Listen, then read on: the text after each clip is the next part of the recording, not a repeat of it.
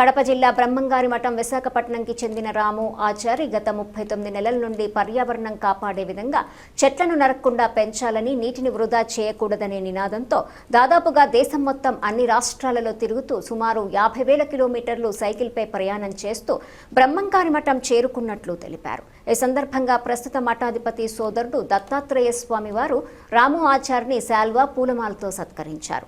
అదేవిధంగా స్థానికులు ఎస్ఆర్ శ్రీనివాసరెడ్డి, శ్రీరాములు, ఇటుకల రవికుమార్ తదితరులు శాల్వా పూలమాలలతో సన్మానించారు. ఇతనికి వీరబ్రహ్మేంద్ర స్వామి వారిని దర్శనం చేయించి తీర్థ ప్రసాదాలు అందజేశారు. అందరికీ నా పేరు రాము ఆచార్య. నేను ఆంధ్రప్రదేశ్ విశాఖపట్నం నుంచి చెట్లు నరకండి, నీరుని వృధా చేయొద్దని చెప్పేసి భారతదేశం అంతా సైకిల్ యాత్ర చేస్తున్నాను.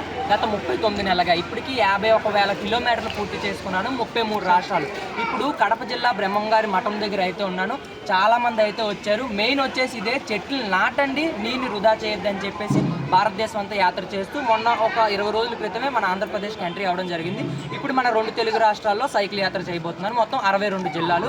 ఇప్పటికీ ఇది 4వ జిల్లా, కడప జిల్లా. ఓకే, అందరూ నాకు సపోర్ట్ చేస్తారని నా మనస్ఫూర్తిగా కోరుకుంటూ అందరికీ జై శ్రీరామ్, జై హింద్, జై భారత్.